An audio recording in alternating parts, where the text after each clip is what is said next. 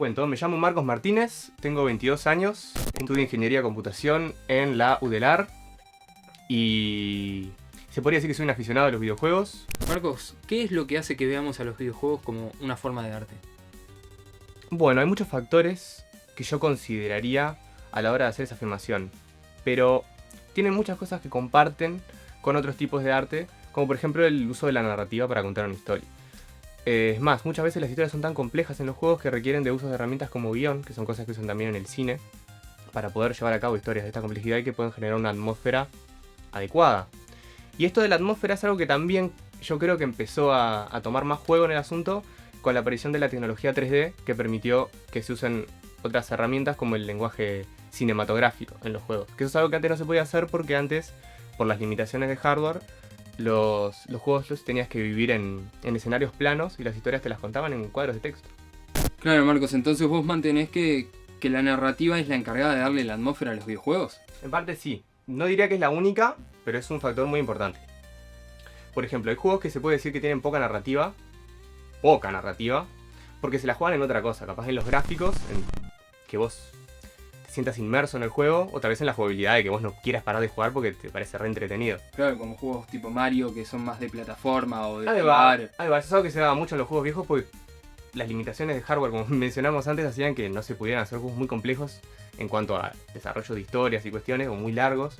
O también estaban hechos para otra cosa, para jugarse en otras consolas, como o en las arcades, las viejas, las clásicas, eran juegos que la gente iba a jugar un ratito, pim pum pan, un par de botones, y se cagaba de risa y tiraba unos manguitos. Pero yo diría que, claro, otra cosa muy importante es eso, es el arte gráfica, que juega un papel primario. Muchas veces es lo que la persona ve por primera vez al jugar un juego cuando se lo cuentan.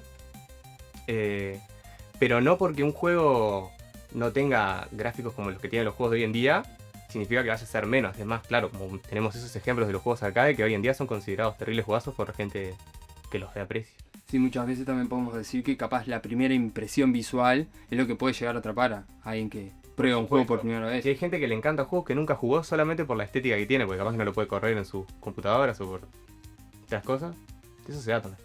Como bien sabemos, la pintura fue evolucionando en el correr de nuestra historia. Quería saber si este aspecto también sucedió en el rubro de los videojuegos.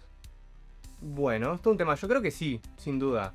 Porque no solo ha cambiado la infraestructura de las consolas, pasando del arcade que mencionábamos antes a las PC que hoy en día la gente tiene en la casa, o otro tipo de consolas igual de potentes que una computadora tal vez, sino que también cambiaron los distintos estilos que marcaban las distintas épocas en los juegos y en todo, ¿no? Lo podemos ver como en un edificio, como en las películas, como en los dibujitos.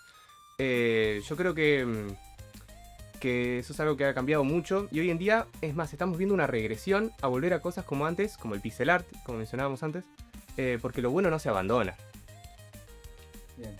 Sí, también hay, por ejemplo, casos de juegos contrarios. No sé, pensando rápidamente te puedo decir Dark Souls, que es un juego completamente oscuro, gótico, con colores apagados, una temática apagada y no sé, rápidamente te puedo decir los Sims, totalmente opuesto, que capaz es más caricatura y un poquito más alegre, más elevado de tono.